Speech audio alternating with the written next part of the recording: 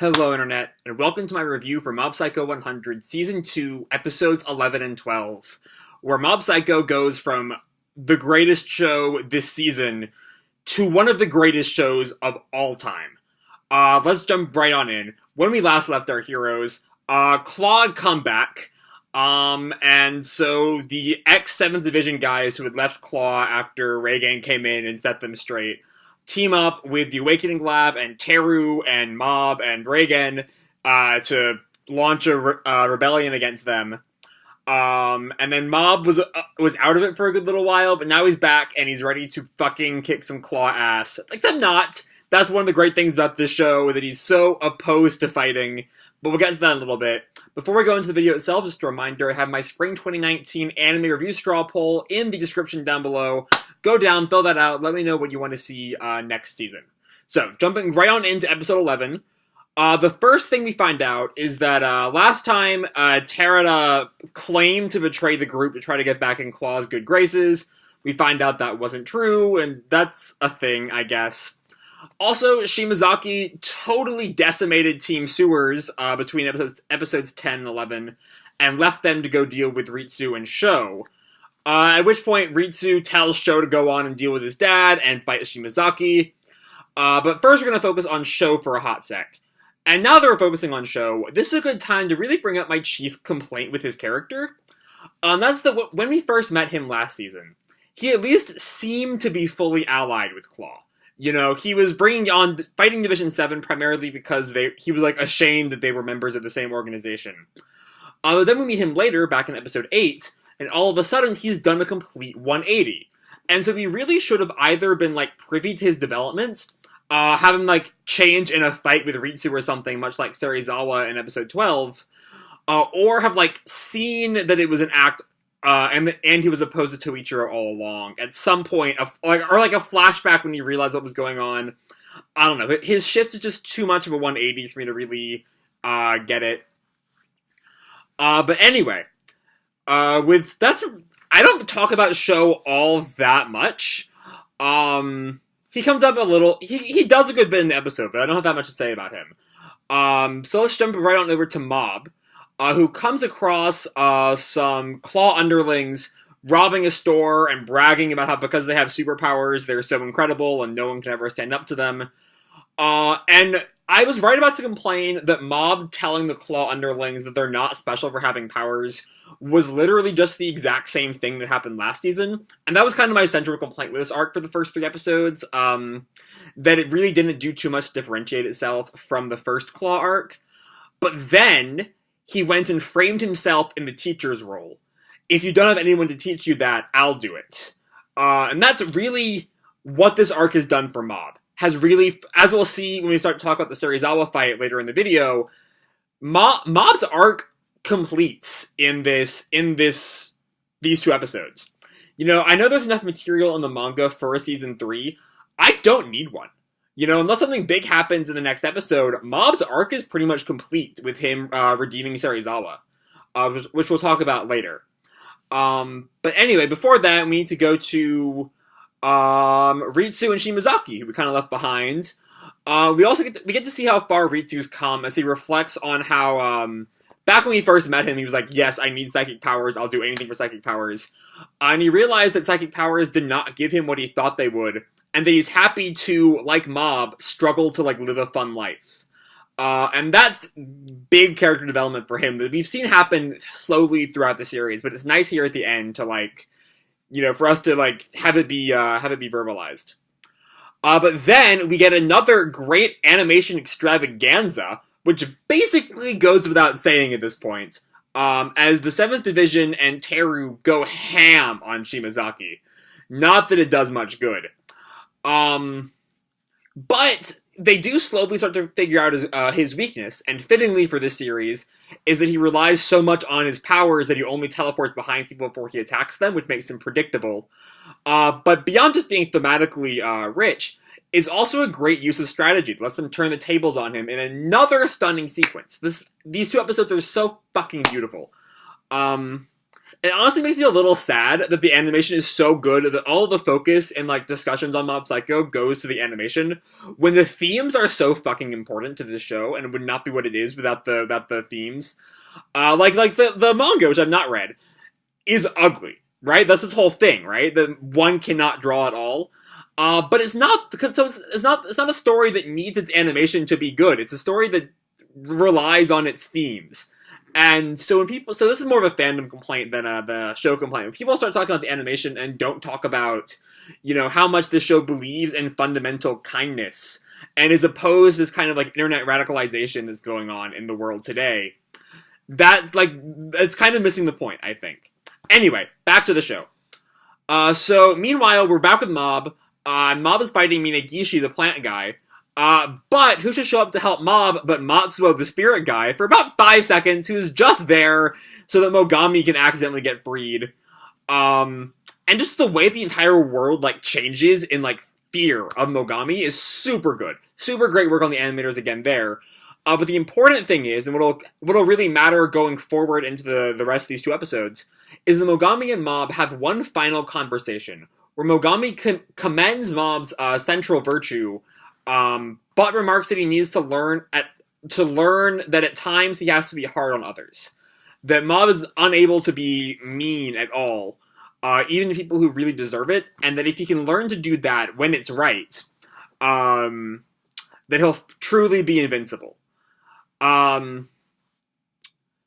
anyway, we'll talk on that much later when we get to Serizawa and the final fight with Toichiro at the end of episode 12. But back with Shimazaki for a second.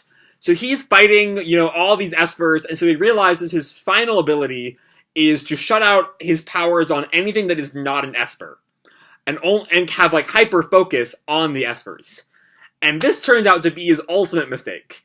Because maybe, in this state, he could have gone toe-to-toe with Mob. Especially a Mob that was not at 100% rage that we see at the end of episode 12.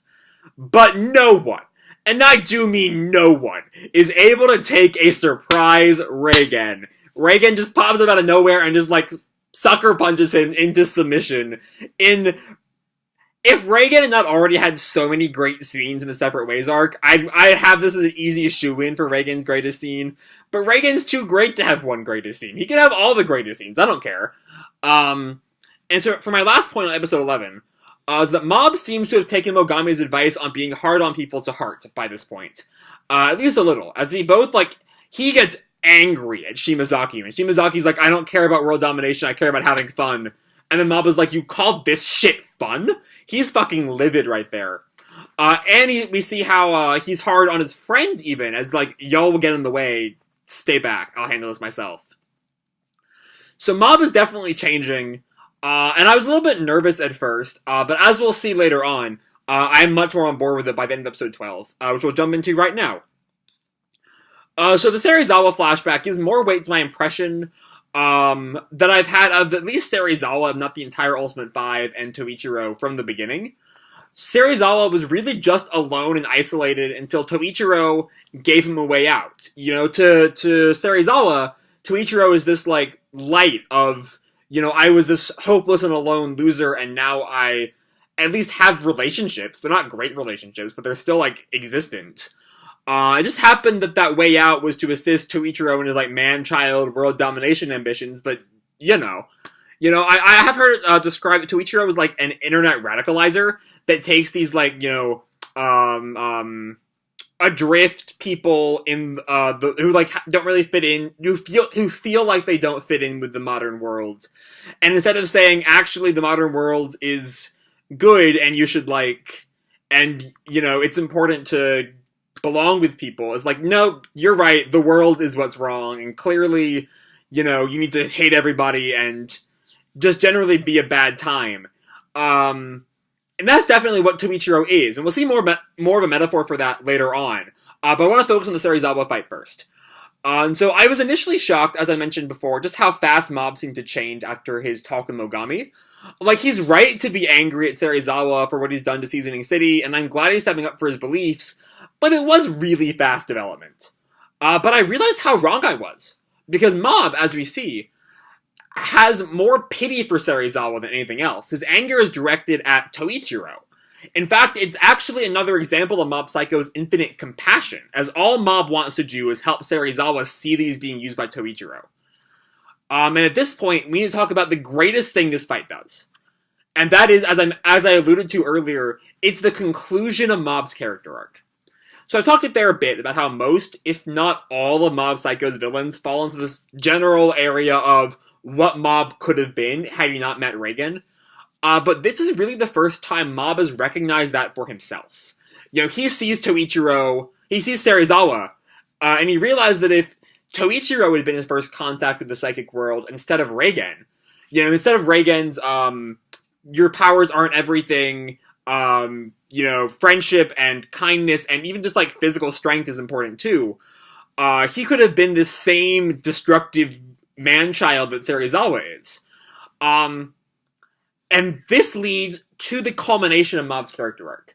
He's grown from the scared little boy he was when we first met him to the confident young man who becomes to Serizawa what Reigen was to Mob. And that is his character arc. He goes from the boy who needed Reigen to the man who is Reigen. And that's what's so important. Is this the most beautifully animated fight this series has ever given us? No.